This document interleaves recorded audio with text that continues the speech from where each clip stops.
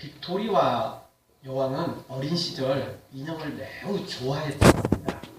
한 번은 그녀가 인형 가게 앞을 지나가다가 진귀한 인형을 보고 사고 싶었으나 돈이 없어 그냥 돌아오고 말았답니다. 얼마 후 그녀는 3달러의 돈을 챙겨서 그 가게로 달려갔답니다. 기쁨으로 가득 차 그 인형을 안고 집으로 돌아오는 도중에 한 거지를 만나게 되었습니다. 그녀는 측은한 생각이 들어 인형과 거지를 계속 바꿔가면서 쳐다보다가 결국에는 다시 인형 가게로 돌아갔는데 그것은 인형을 다시 바꾸기 위한 것이었습니다. 그래서 그녀는 그 인형을 돈으로 바꾸어다가 그 거지에게 모두 주었다고 합니다. 나중에서야 그 거지는 그 소녀가 공주라는 것을 알고 궁전 쪽을 향하여 감사의 절을 했다고 합니다. 여러분, 아무리 거지라도 누군가에게 도움을 받았다면 감사하는 것은 당연한 것입니다. 난 거지니까 당연히 도움 받아야 돼. 이렇게 생각하는 것이야말로 정말 제대로 된 생각이라고 말할 수 없는 것입니다. 진짜 말 그대로 그건 거지 근성인 것입니다. 도움 받아놓고 감사하기는커녕 마땅히 자신을 도와야 되고 안 돕는 사람들을 기분 나빠하고 침을 뱉거나 또는 화를 내는 이런 그런 사람들도 이따금씩 있는데요. 정말 그거는 꼴불견인 거고 그런 사람들은 도와주고 싶은 마음도 없고 또 도와주었다고 해도 그런 사람들을 도와줄 때는 마음이 기쁘질 않습니다. 개운하지 않죠. 여러분, 누군가 도와줬는데 감사히 받으면 또 도와주고 싶고 또 도와주면서도 또 내 마음이 기쁘지 않습니까? 그런데 도와줬는데도 불구하고 감사하지도 않고 그걸 너무나 당연시 여기고 더 많이 안 도와주는 것에 대해서 서운해 여기거나 기분 나빠 여긴다면 정말 우리는요 더 이상 도와주고 싶은 생각이 없는 것입니다. 저는 사람이 못돼서 그런지 그런 사람 만나면 도와주고 싶지도 않고 준 것도 다시 빼앗고 싶습니다. 여러분은 그렇지 않습니까? 맞아요. 저는 그렇습니다. 사람이 좀 못돼서 그렇죠. 근데 뭐 어떻게 할 수 없어요. 마음이 그런데 뭐 어찌 하겠습니까? 그렇다고 실제로 빼앗지는 않습니다. 그럴 용기는 없고요. 그럼 또 독한 마음도 없습니다. 근데 마음은 그래요. 그냥 마음은 진짜 빼앗고 싶어요. 다시. 준 거 다시 도로 내놔라. 이러고 싶은 마음이 꿀떡같이 생겨요. 그런데 정말 감사히 받으면 내가 도와주어 놓고도 마음이 기쁘죠. 마음이 감사하죠. 푸근하죠. 그리고 더 도와주고 싶다. 이런 마음이 생기는 것입니다. 오늘 성경은 1절부터 마지막 절까지 감사하라, 감사하라, 감사하라 외치고 있습니다.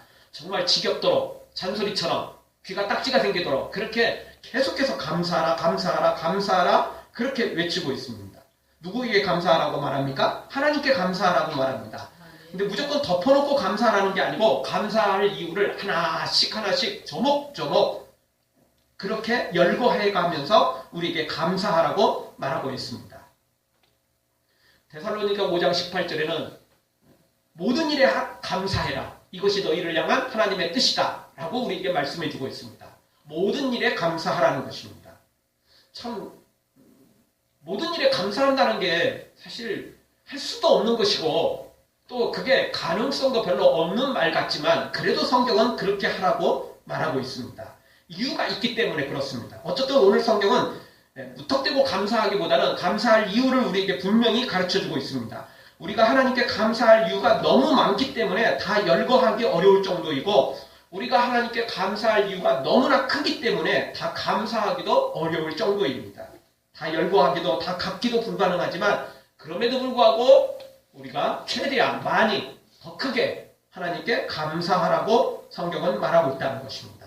사랑하는 성도 여러분, 우리가 받은 복을 생각하며 하나하나 하나님께 감사하며 조금이나마 그 은혜를 갚아가는 그래서 하나님의 복을 지금까지도 받은 복이 많지만 앞으로 더 많은 하나님의 복을 하나님으로부터 풍성히 받아 누리는 하나님의 사람들 되어지기를 주의 이름으로 축원합니다. 아멘. 하나님께 감사하면 하나님도 똑같은 마음 가지고 계세요. 감사하면 하나님이 더 많이 베풀고 싶고 도와주고 싶고 나눠주고 싶은 거예요. 그런데 우리가 하나님께 받아놓고 감사하지 않는다면 하나님께서도 정말 빼앗고 싶을 마음이 드실 거예요. 그래도 기본적인 건 다 주시지만 그럼에도 불구하고 정말 빼앗고 싶은 마음 진짜 들 것 같아요. 여러분, 다른 사람이 아니라 우리 자녀들이라 해도요, 내 배로 낳은 우리의 애들이라 해도 감사하면 더 주고 싶지만 감사하지 않고 불평하고 엄마 아빠는 왜 이래, 우리 집은 왜 이래, 맨날 이러고 나면 솔직히 더 도와주고 싶은 생각도 별로 안 들어요. 일하는 기쁨도 안 들고 애들 먹여주는 마음, 기쁜 마음도 없어요. 그런데 애들이 고맙다 여기고 감사히 여기고 그러면요, 정말 나는 조금 덜 먹어도 애들 먹이는 기쁨이 있는 거죠. 감사가 있는 거죠. 행복이 있는 거죠. 아멘. 하나님은 특별한 마음이 있는 게 아닙니다. 사실 악한 우리의 마음은 사탄에게서 온 거고 우리의 좋은 마음들은 다 하나님에게서 온 것입니다. 그러니 우리가 좋은 마음 가지고 있으면 하나님도 이런 마음이겠다. 왜냐하면 하나님 우리의 아버지시거든요. 아멘. 그러니 동일한 마음이라고 생각하시면 돼요. 우리보다 더 완벽하고 우리보다 더 크고 우리보다 더 넓고 우리보다 더 깊고 우리보다 더 높고 그런 사랑이긴 하지만 그래도 우리의 마음과 특별히 다른 건 아니라는 것입니다. 우리가 더 많이 감사로 심어서 하나님께서 준비한 모든 것을 남김없이 받아들이기를 주의 이름으로 축원합니다. 오늘 성경에서 우리에게 주시는 감사할 이유는 무엇입니까? 21절 첫 번째 우리가 감사해야 될 것은 우리에게 땅을 기업으로 주셨기 때문에 감사하자는 것입니다. 이스라엘 백성들은 땅이 없었습니다. 원래 아브라함이 갈대아 우르라는 조그만 동네에서 살다가 그곳을 떠나 가나안 땅으로 오게 되지 않습니까? 그리고 야곱 때 애굽으로 내려갑니다. 아브라함이 가나안 땅에서 사들인 땅은 조그마한 정말 코딱지만한 땅이었습니다. 무덤으로 쓸 거예요. 가족 무덤으로 쓸 만한 그런 땅 하나, 밭 하나, 조그마한 거 산 거 외에는 아무것도 없었어요. 그리고 가나안 땅으로 내려간 거죠. 그런데 하나님께서 430년 만에 출애굽을 시키시고 우여곡절이 있었지만 가나안 땅을 선물로 허락해 주신 것입니다. 말 그대로 선물이에요. 이스라엘 백성들이 대가를 치르고 그 땅을 받은 게 아니에요. 특별한 하나님의 선물이었던 거죠. 가나안 사람들이 너무나 많은 죄를 져서 하나님께서 그들이 가나안 땅을 다스릴 자격을 상실했기 때문에 하나님께서 그들에게서 빼앗아 이스라엘에게 주신 것입니다. 당시에 가나안 땅은 자기 아들을 신에게 바치는 아주 나쁜 풍습을 갖고 있었습니다. 세상에 어떤 부모가 자식을 죽여서 자기들이 잘 살고 가문이 살기를 원합니까? 자신이 죽고 자식을 살려야 되는 게 부모 마음 아니에요? 그런데 이 가난한 이 나쁜 놈들은 정말 인간 같지 않은 인간들이었던 거죠. 자기 자식을 신에게 불러 태워서 그렇게 드리면서 신을 기쁘시게 한다고 그러고 신을 섬긴다고 이런 대책 없는 사람들이었던 거죠. 금수맛도 못한 이런 사람들이 가나안 땅에 당시에 살고 있었습니다. 그러니 하나님께서 그들에게서 그 가나안 땅을 빼앗아 이스라엘 백성들에게 허락해 주신 거죠. 진짜 말 그대로 선물이었어요.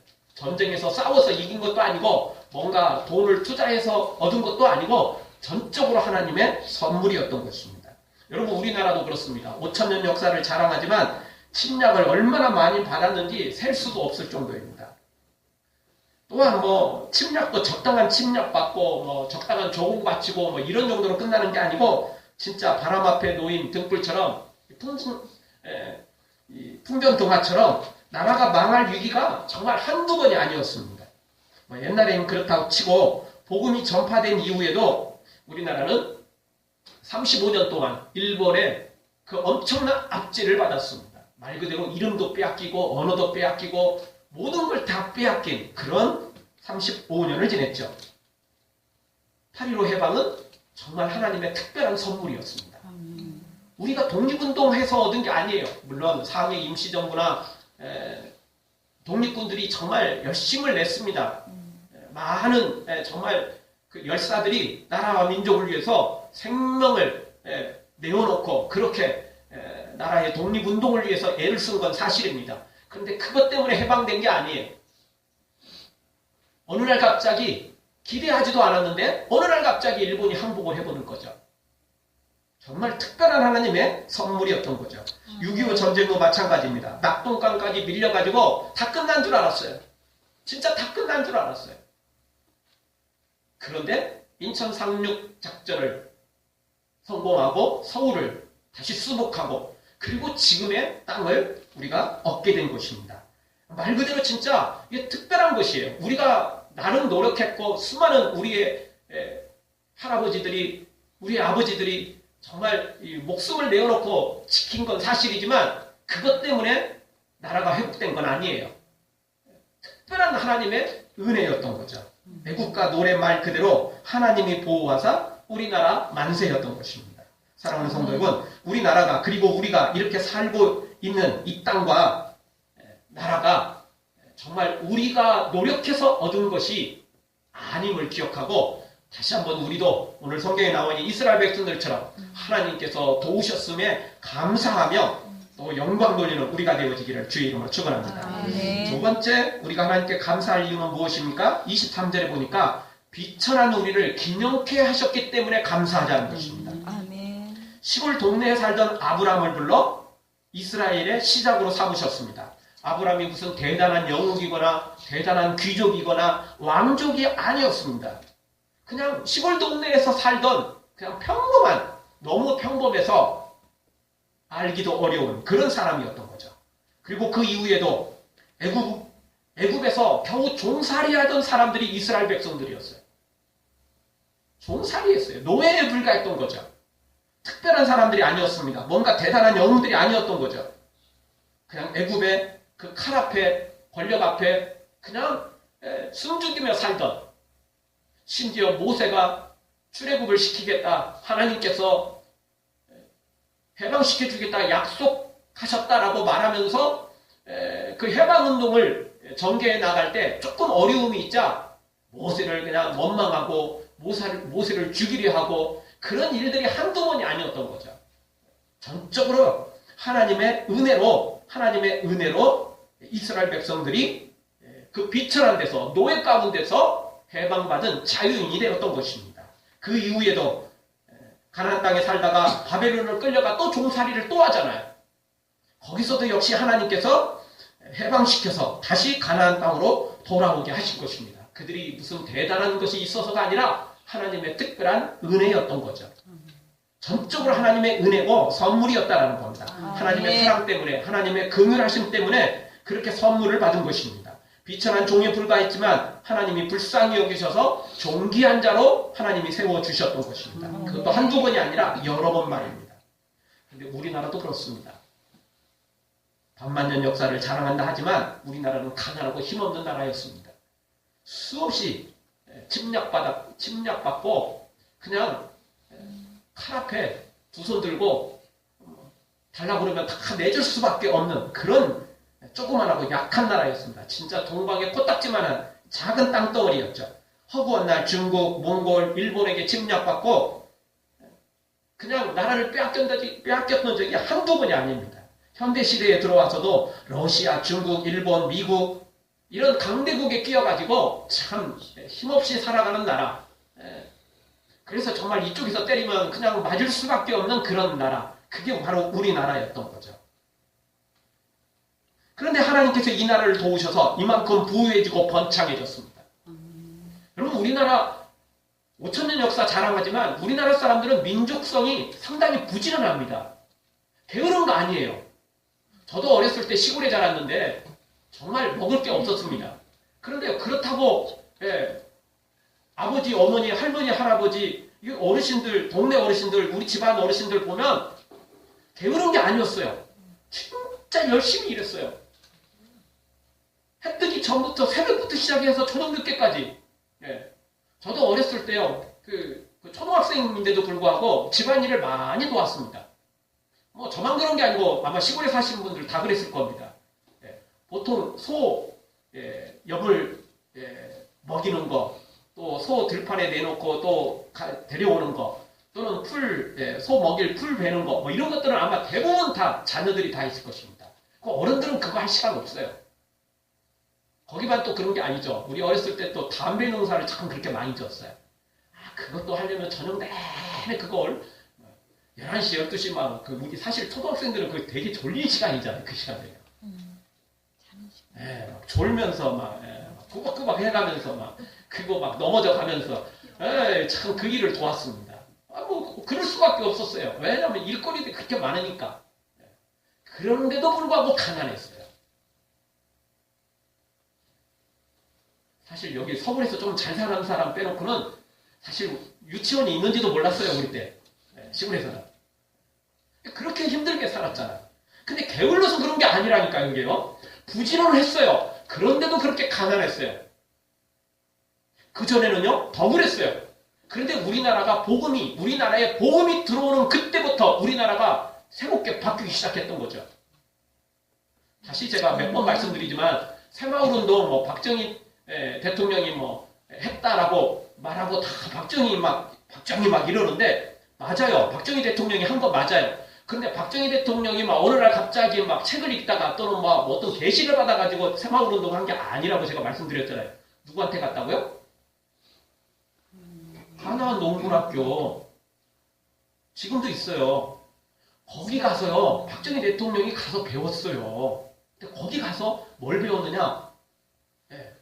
그 장로님이 가나안 농군학교를 세운 이유가 바로 성경대로 살기를 원했던 거죠. 그래서 가난한 사람들, 없는 사람들, 돈 없고 집 없고 정말 갈 곳 없는 사람들을 불러 모아가지고 가나안 농군학교를 만든 거예요. 그래서 거기서 자급자족하게 만들고 열심히 일하게 만들고 정말 전략하게 만들고 이랬어요. 그것을 박정희 대통령이 보고 그대로 가서 이거를 따온 거예요. 그러니까 참 박정희 대통령이 지혜롭긴 한 거죠. 유신 정권 때문에 좀 문제가 좀 심각하긴 하지만 그래도 또 경제를 살린 것도 인정해줘야죠. 그거는 또 인정을 합니다. 저도. 다만 공보다는 과가 너무 많아요. 너무 많은 사람들을 죽였잖아요. 솔직히. 여러분 세상에 아무리 큰 일을 하고 너무나 대단한 일을 해도 사람 죽인 것에 비하면 어떤 것도 용서받을 수 없는 거예요. 사람을 죽이는 일을 어떻게 용서받을 수 있겠어요. 그러나 하여튼 경제를 살린 건 사실이에요. 근데 그 모든 것들이 다 어디서 나왔느냐? 교회에서 나왔다는 것입니다. 근데 우리나라만 그런 게 아니에요. 여러분 세계의 민주주의가 자본주의가 어디서 나온 줄 아세요? 칼빈에게서 나왔어요. 우리 개신교에서 나왔다니까요. 거기서 나온 거예요. 그 전까지는 이런 게 없었어요. 저축을 하고 그걸 투자하고 이런 개념이 없었어요. 그 어디서 나왔느냐? 교회에서 나온 거예요. 교회에서. 그게 천주교에서 나온 것도 아니고 우리 개신교에서 나온 거예요. 프로테스탄트 신교 종교개혁을 일으키고 난 다음에 그리고 난 다음에 이 자본주의가 나온 거죠. 베풀자, 섬기자, 그러려면 저축을 하자. 이런 것들이었어요. 이런 개념이 거기서 나왔던 거죠. 우리나라도 마찬가지입니다. 정말 5,000년 동안 열심히 일했어요. 우리의 선조들 게으른 거 아니에요. 정말 열심히 노력했어요. 근데 땅덩어리 작고 거기도 산도 많고 그러니 먹고 살기가 힘들었던 거죠. 근데 이 나라에 복음이 들어오는 그 순간 우리나라가 바뀌게 된 것입니다. 진짜 말씀드린 그대로 하나님이 보호하사 우리나라 만세가 된 것입니다. 사랑하는 성도 여러분, 이 동방의 아주 작은 나라, 보잘것없는 나라, 가난하고 비천한 그런 나라, 수없이 종살이하고 수없이 조공을 바치고 수없이 머리 숙여야 되고 고개 숙이고 쩔쩔맸던 그런 나라, 이런 나라가 이만큼 살게 된 것, 이만큼 하나님께서 세우셨음에 감사하며 우리가 하나님께 감사 찬양 드리는 우리가 되어지기를 주의 이름으로 축원합니다. 마지막 세 번째로 우리가 하나님께 감사할 이유는 무엇입니까? 대적에게서 건지셨기 때문에 감사해야 된다는 것입니다. 이스라엘도 우리나라처럼 강대국에 끼인 샌드위치 국가입니다. 밑으로는 애굽이라는 나라가 강대한 나라가 있었고 위쪽으로는 헬라, 엄청난 그 제국들이 많이 있었잖아요. 세계 역사적으로 이스라엘은 진짜 그런 강대국에 끼인 샌드위치였습니다. 우리나라도 마찬가지죠. 저 중국에, 러시아에, 일본은 항상 강한 건 아니었지만 이따 음식도 엄청나게 강했잖아요. 심지어 중국까지 거의 다 집어먹을 만큼 그냥 그렇게 강대한 또 때도 있었잖아요. 그러니 우리나라는 우리나라도 역시 이스라엘과 동일한 땅덩어리는 작고 강대국 사이에 끼어가지고 샌드위치 돼가지고 맨날 그냥 대적들에 둘러싸인 이리 치이고 저리 치이고 너무나 이스라엘과 우리나라하고 비슷한 게 많습니다. 머리 똑똑한 것도 비슷하고 말이에요. 자원은 없고 오직 머리 하나로 부지런한 것으로 그렇게 이스라엘과 우리나라가 정말 아주 비슷한 것들이 많아요. 이스라엘 백성들도 그 조그마한 나라에 힘없을 때 하나님이 도우실 때는 다윗처럼 솔로몬처럼 히스기야 때처럼 엄청난 강대국이 될 수 있었던 것이죠. 하나님 대적이 건지셔서 정말 위대한 나라로 만들어 주셨던 것입니다. 그런데 우리나라도 똑같습니다. 5천년 역사 사실 뭐 자랑할 것 조금 있긴 있지만 그래도 그 자랑할 거 별것도 없어요. 자랑할 게 드러낼 것이 도리어 더 약한 것들이 더 많아요. 지금도 많은 사람들이 중국에 그냥 끼어있는 이런 나라로 여기는 사람들도 아직도 조금 있어요. 진짜 월드컵 치르고 올림픽 치르고 이런데도 불구하고 여전히 아직도 우리나라 뭐 그렇게 뭐 생각보다 많이 유명한 나라는 아닌 것 같습니다. 그래도 옛날에 비하면 지금은 정말 대단한 나라가 된 거 아닙니까? 이만큼 살고 있는 거, 이만큼 우리가 누리고 있는 거, 진짜 대단한 거라고 볼 수밖에 없는 것입니다. 그런데 지금도 여전히 우리나라는 많은 대적들이 있습니다. 저 북한에 정말 끊임없이 남침하려고 야욕을 부리는 저 북한이 있죠. 뭐 일본도 뭐 절대 우리 편 아닙니다. 알고 계시죠? 혈맹이라고 말하는 미국조차도 절대 우리를 위하는 게 아닙니다. 나름 또 우리를 돕고 있는 건 사실이지만 그럼에도 불구하고 미국이 혈맹이다라고 말하기는 솔직히 지금 하는 것 보면 절대 혈맹이라고 말하기는 어려워요.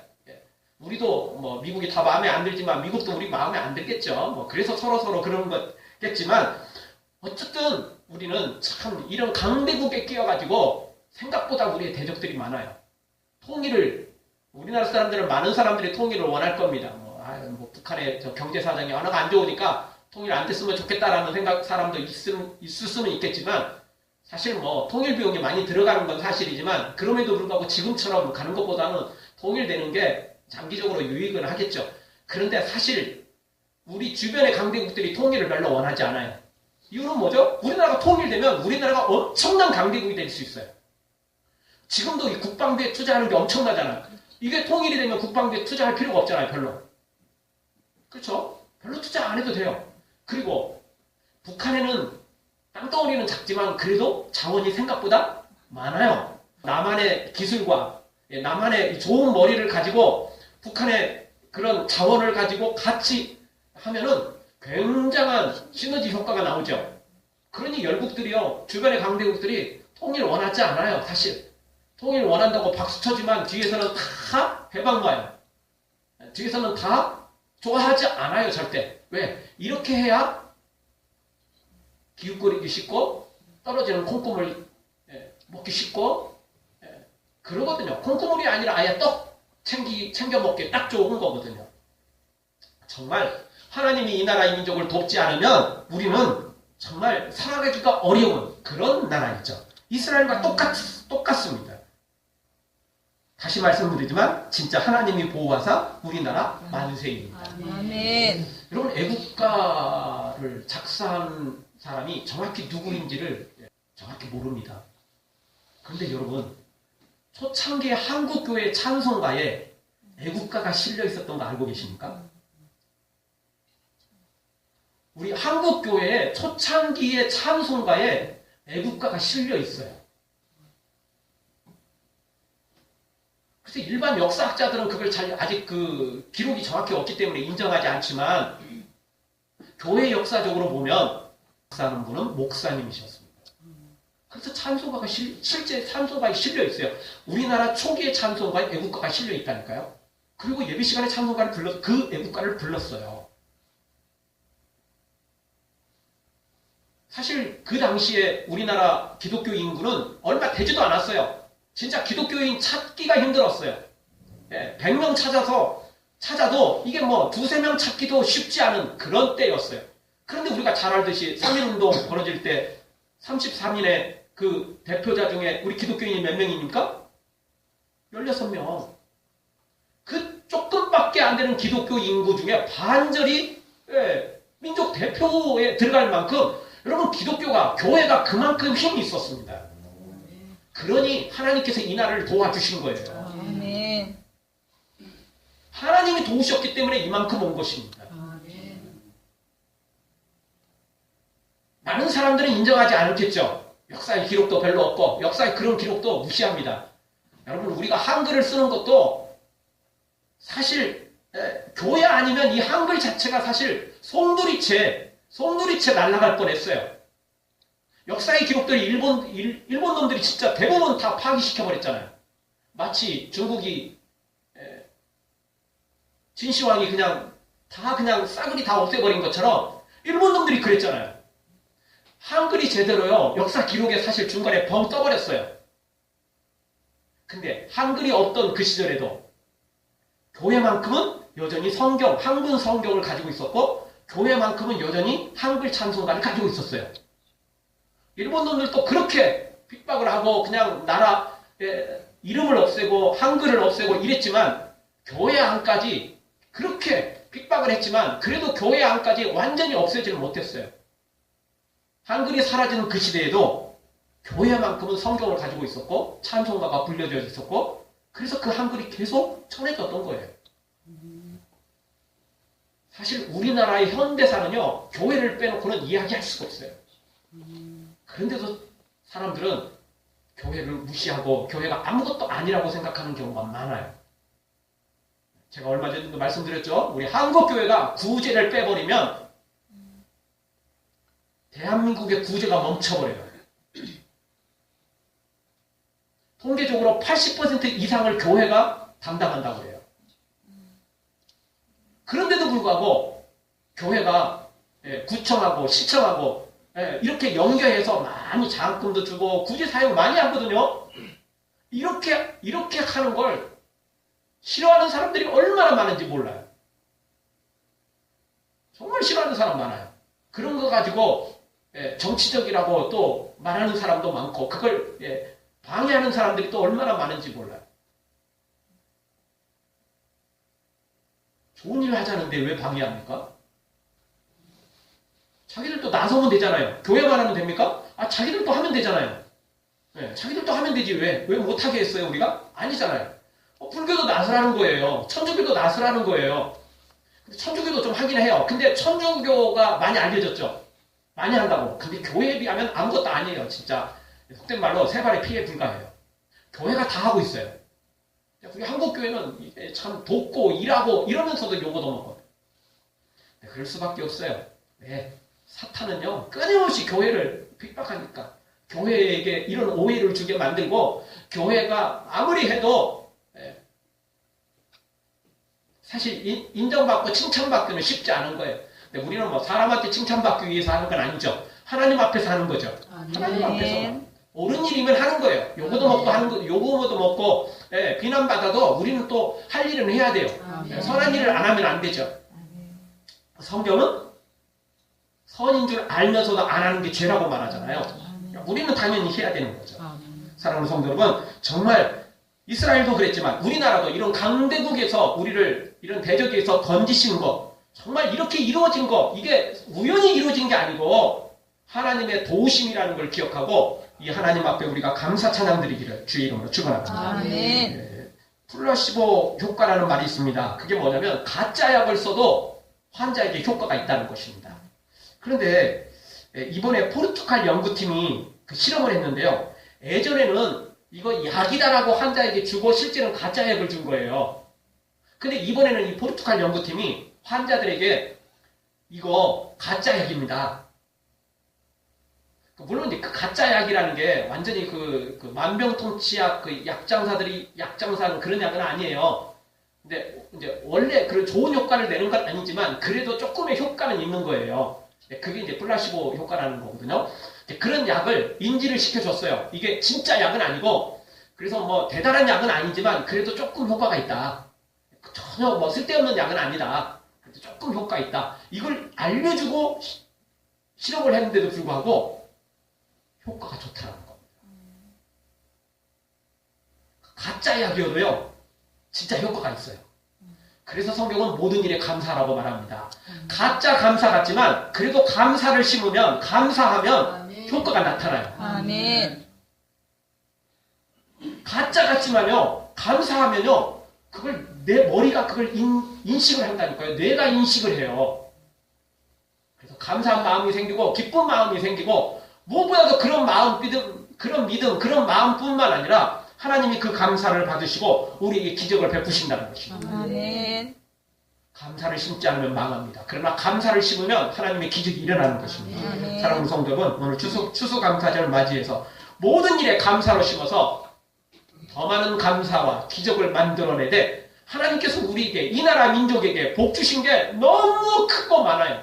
그런데 이것을 인정하지 않고 도리어 불평, 원망한다면 우리가 받은 복 한순간에 날아가 버릴 수도 있어요. 이스라엘 백성들이 실제 그랬습니다.